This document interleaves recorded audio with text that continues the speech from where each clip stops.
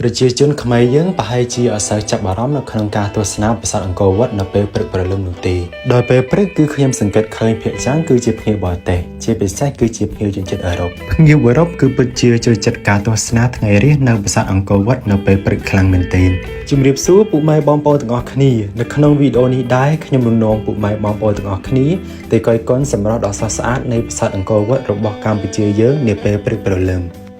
ដូច្នេះដើម្បីទៅទស្សនាថ្ងៃរះនៅប្រាសាទអង្គរវត្តបងប្អូនទាំងអស់គ្នាទៅក្រោយឲ្យបានពីព្រលឹមពីព្រោះនៅប្រាសាទអង្គរវត្តគឺថ្ងៃចាប់ដើមរះនៅម៉ោង 6:00 ប្រសិនបើពុកម៉ែបងប្អូនទាំងអស់គ្នាទៅយឺតនោះពុកម៉ែបងប្អូនទាំងអស់គ្នាពុំបានឃើញអំពីភាពអស្ចារ្យនៃប្រាសាទអង្គរវត្តនៅពេលព្រឹកនោះទេដោយសារថ្ងៃរះដែលអាចជះពន្លឺភ្លឺស្រស់ស្អាតមកលើផ្ទៃនៃប្រាសាទអង្គរវត្តគឺមានរយៈពេលត្រឹមតែ20 ទៅ 30 នាទីតែប៉ុណ្ណោះដែលរយៈពេលដ៏ពិសេសនេះគឺយើងអាចឃើញអំពីទិដ្ឋភាពដ៏អស្ចារ្យនៅប្រាសាទអង្គរវត្តដែលផ្ទៃរបស់ប្រាសាទអង្គរវត្តទាំងស្រុងគឺពោរពេញទៅដោយពណ៌មាសទិដ្ឋភាពដ៏អស្ចារ្យនេះគឺប្រៀបបានដូចទៅនឹងឋានសួគ៌ដែលមនុស្សគ្រប់គ្នាប្រាថ្នាចង់ឃើញ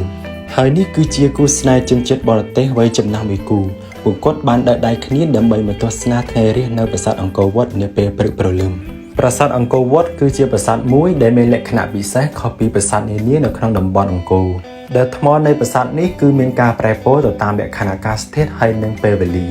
ដោយសារតែឥឡូវនេះគឺជាដើមរដូវរងានៅក្នុងប្រទេសកម្ពុជាយើងហើយដូច្នេះហើយនៅក្នុងបរិវេណនៃប្រាសាទអង្គរវត្តនៅពេលព្រឹកគឺមានចុះអាប់ការចុះអាប់នៅពេលព្រឹកព្រលឹមនេះហើយគឺបានធ្វើឲ្យប្រាសាទអង្គរវត្តរបស់យើងហាក់បីដូចជាឋានសួគ៌និងបានទាក់ទាញភ្ញៀវទេសចរជាតិនិងអន្តរជាតិជាច្រើនឲ្យទៅទស្សនាថ្ងៃរះនៅប្រាសាទអង្គរវត្តរបស់យើងនៅពេលព្រឹកព្រលឹម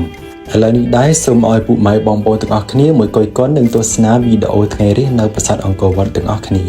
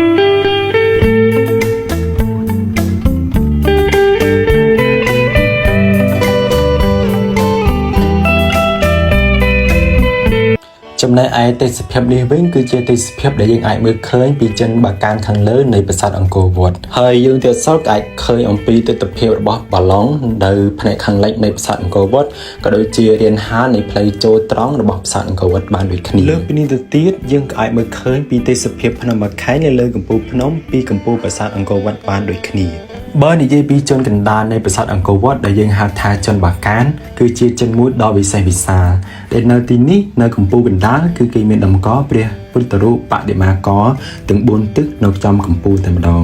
ការដំឡើយនៅប្រាង្គកណ្ដាលឬយើងហៅថាបាកានគឺចំហទៅទិសទាំង4ហើយប្រហែលជាមានការដាក់តម្កល់នៃរូបព្រះនារាយណ៍ក្រោយមកបន្ទាប់ពីប្រាសាទអង្គរវត្តបានក្លាយទៅជាបូជនីយដ្ឋានព្រះពុទ្ធសាសនាហើយមានកិត្តិនាមខ្ទរខ្ទារខ្លាំងពលគឺចាប់ពីសតវត្សទី16គេបានផ្ទប់ទ្វារទាំង4នោះដោយជញ្ជាំងថ្មហើយសាងព្រះពុទ្ធរូបទ្រង់ឈរនៅគ្រប់ទិសទាំង4នៃបាកានអ្នកស្រាវជ្រាវខ្លះបានយល់ថាព្រះបាទសត្ថាគឺជាអ្នកដែលបានផ្ទប់ជញ្ជាំងនេះហើយបានឆ្លាក់រូបព្រះពុទ្ធរូបទាំង4អង្គនៅសតវត្សទី20នៅពេលដែលគេបើកជញ្ជាំងនៃតួប៉មកណ្ដាលនៃផ្នែកខាងត្បូងគេបានប្រទះឃើញវត្ថុបុរាណខ្លះៗដាក់លាយឡំគ្នានៅទីនេះ ដែលនៅក្នុងចំណោមវត្ថុបុរាណទាំងអស់នោះមានវត្ថុបុរាណចំនួន2ដែលមានលក្ខណៈគួរឲ្យកត់សម្គាល់ដែលវត្ថុទី1គឺជាប្រតិមាព្រះពុទ្ធរូបប្រក់នាគមួយអង្គដែលសពថ្ងៃដាក់តម្កល់នៅចិនបកានេះដដែលហើយវត្ថុបុរាណមួយផ្សេងទៀតគឺជាអាងថ្មមួយដែលគ្មានគម្របហើយបុរាណវិទូមួយចំនួនអះអាងថានេះគឺជាមឈូសដាក់តម្កល់សពនៅទីនេះដែលនៅក្នុងនោះគេបានតម្កល់ព្រះសពដែលគេសង្ខេញព្រះកាយឲ្យមានឥរិយាបថដូចជាទារកនៅក្នុងផ្ទៃម្ដាយនៅពេលដែលគេចោះស្រាវជ្រាវដល់ចម្រៅ23ម៉ែត្រគេក៏ប្រទះឃើញមាសសន្លឹកចំនួន2និងត្បូងខ្លះៗដែលគេទុកទីនេះគឺជាទីបញ្ចុះសព